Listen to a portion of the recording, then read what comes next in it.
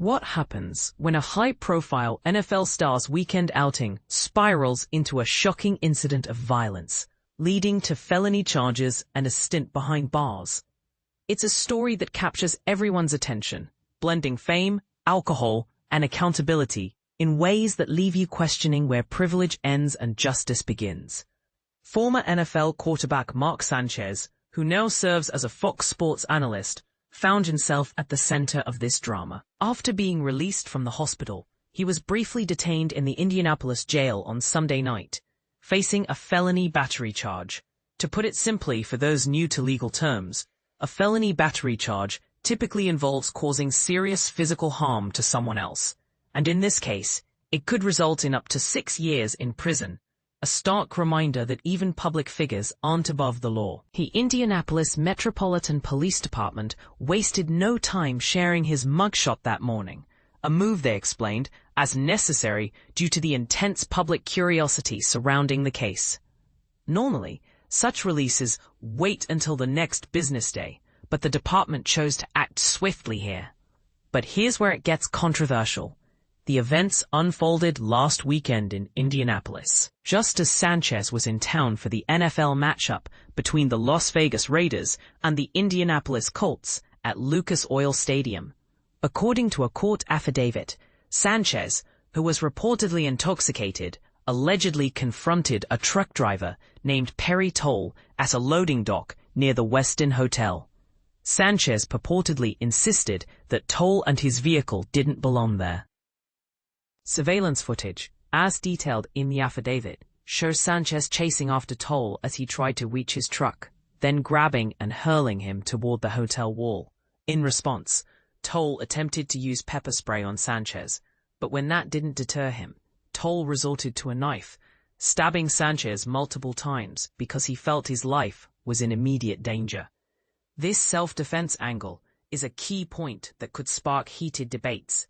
Did Tole go too far, or was his reaction justified given the threat he perceived? It's the kind of moment that makes you wonder about the fine line between aggression and protection in heated confrontations. Sanchez suffered significant stab wounds and was arrested right from the hospital, initially facing misdemeanor charges.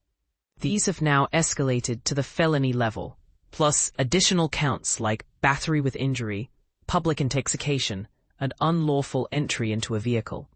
Prosecutor Ryan Mears noted that Tole, a 69-year-old delivery driver, endured significant and very severe injuries from the clash, highlighting how one person's actions can have profound, lasting effects on another's life.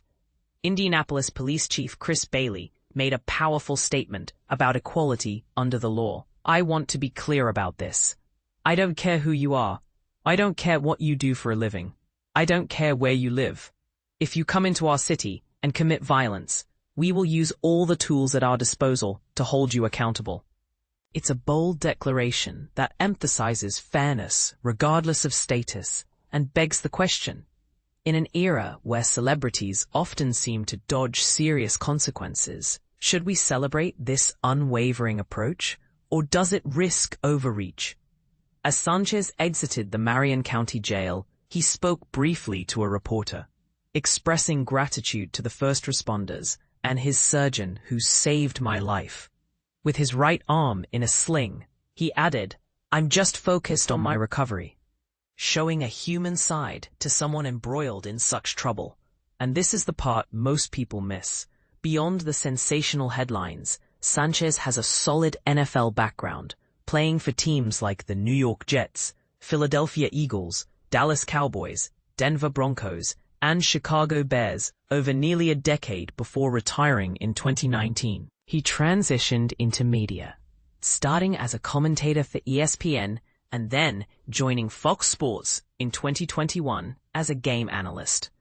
This career pivot illustrates how athletes often reinvent themselves post-retirement, but it also raises eyebrows about whether on-air personas translate to off-field behavior.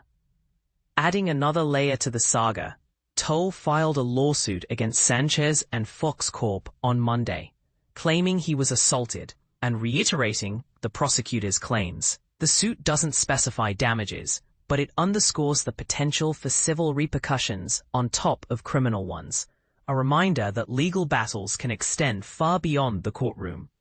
Reported by Angela Yang, a dedicated culture and trends reporter for NBC News, this incident serves as a cautionary tale about the risks of intoxication and unchecked behavior, even for those in the spotlight.